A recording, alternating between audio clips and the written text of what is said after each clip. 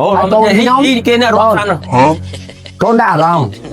កូននឹកពីណាគេបានស្ងួតណាស់នឹកទេខ្ញុំស្ដាប់បាននិយាយស្ដាប់បាយត្រង់តាកូននៅណាគេមែនតាខ្ញុំមានអារម្មណ៍ថាកូនខ្ញុំដូចនឹកម្នាក់នឹកម៉ាត់ឆាចង់ញ៉ាំម៉ាត់ឆាទីមកដល់បានញ៉ាំអូម៉ាត់ឆាអ្នកអត់នឹកម៉ាត់ឆាអូស្ដាប់អត់ទេគឺខ្ញុំមើលទៅអត់ចឹងទៅខ្លួនឯងក៏គិតឃើញតិចខ្លួនឯងនឹកបែបម៉ាត់ឆានោះទេអីនឹកអត់ខ្ញុំនឹកម៉ាត់ឆាញ៉ាំហ្នឹងហើយចំបោកមិនហើយទេហ៎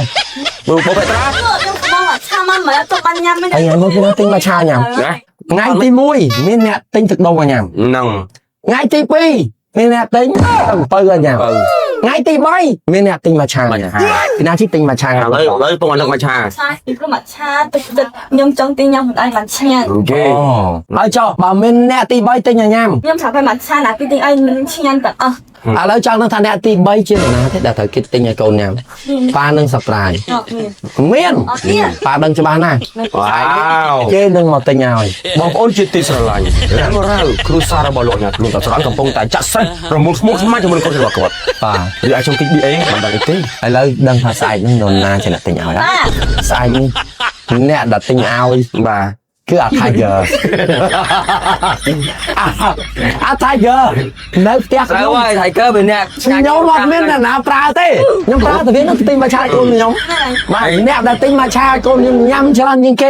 នៅសម្រាប់កូនស្រីខ្ញុំអ្នកដែលទិញឲ្យកូនខ្ញុំញ៉ាំច្រើនជាងគេគឺអា Tiger ឥឡូវនេះអា Tiger ពោះវាចូលផ្លោក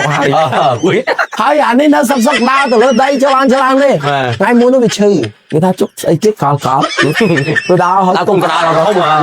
វាប៉ោង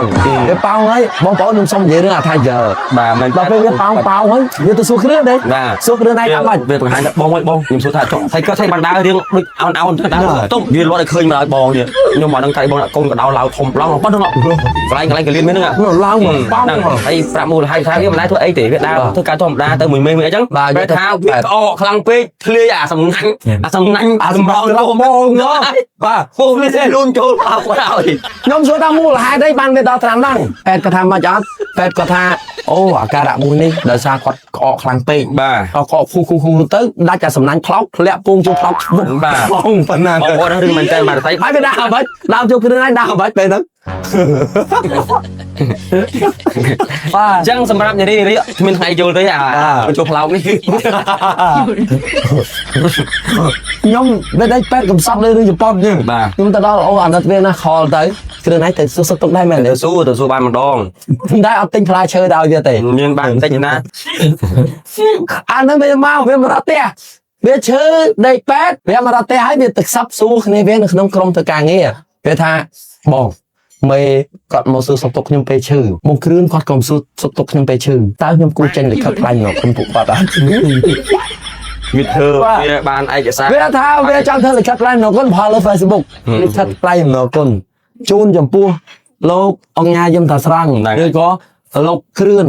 បងនៃគ្រឿនសូមអរគុណចំពោះទឹកចិត្តដ៏ថ្លៃថ្លារបស់បងដែលបានមកសួរសុខទុក្ខខ្ញុំដល់ទីពេទ្យហើយសូមគោរពថ្លែងអំណរគុណដល់លោកទាំងពីរដែលបាននិយាយទៅសេហើយតែអត់បានផុសអត់បានផុសទេសេហើយអត់ដែលបានជួយទៅសួរសុខទុក្ខខ្ញុំជាទីបញ្ចប់ជាកិត្តិយសក៏សូមជូនពរដល់លោកអាដាមទាំងពីរនាក់ឲ្យជួបតែពុទ្ធពរទាំង4ប្រការអាយុវណ្ណៈសុខៈពលៈ8គ្លៀងគ្នាឡើយពីខ្ញុំ Tiger អ្នកចាំដេញមេអូឡយ